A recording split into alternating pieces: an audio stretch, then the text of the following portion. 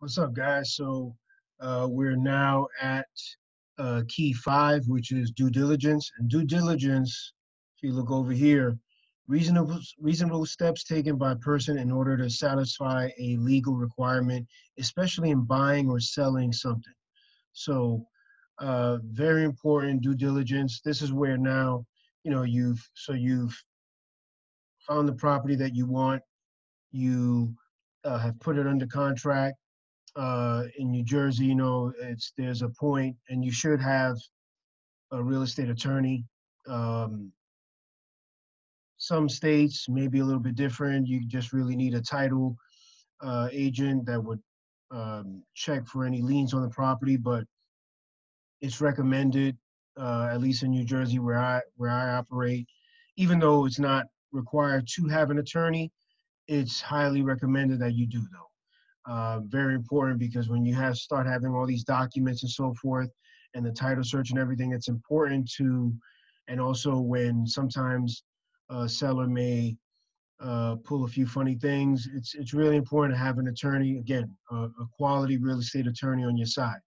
So the due diligence part now, and first of all, when you do your when you're under contract, they'll do what's called attorney review. They're reviewing the documents, so forth, everything on there, making sure that the seller's fine with everything, that you as the buyer are fine with everything.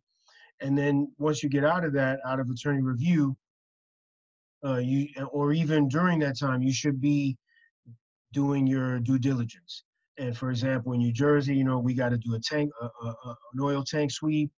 Um, we are getting an inspection, especially if you're using a hard lender for, let's say, a distressed property. For example, going back to that two-family house that I mentioned earlier, we were using a hard lender, and that lender had well, not their own, but a third-party inspector.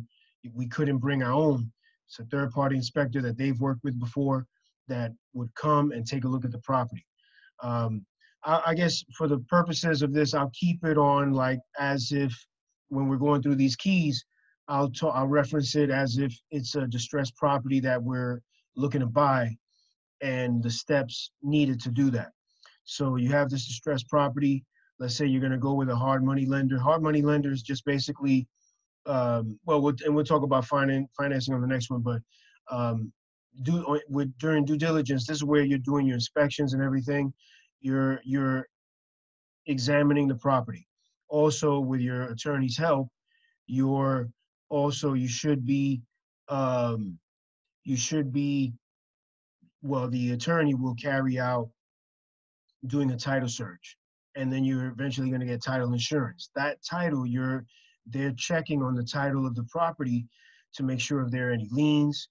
Um, is there anyone maybe that has a claim to the property, any past due bills, anything that hasn't been taken care of, all of these things, because the last thing you want to do is purchase a property and then find out afterwards, after you've already closed, that someone now has a claim to the property, so forth.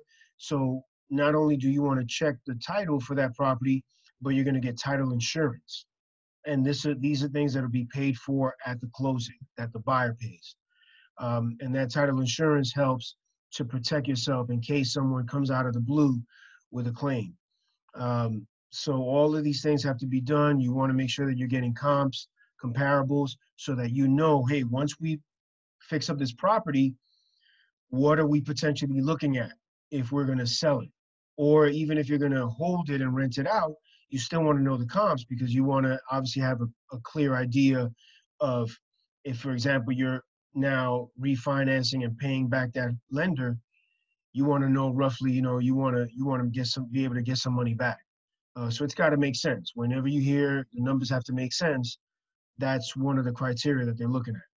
So due diligence, and it can take several days, it can take a few weeks, it depends.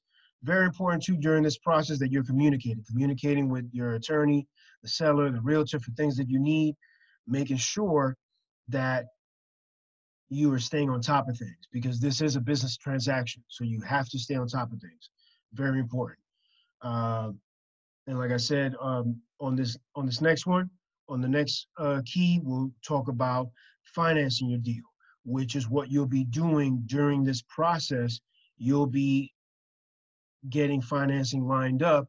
You haven't closed yet, but you're getting financing lined up, whether it's putting together capital that you have, maybe you and partners, or you're looking into lenders, or maybe you're doing an FHA loan, which is a federally backed loan, where it's going to require different things. But we'll talk about that on the next one. All right, thanks, and stay tuned.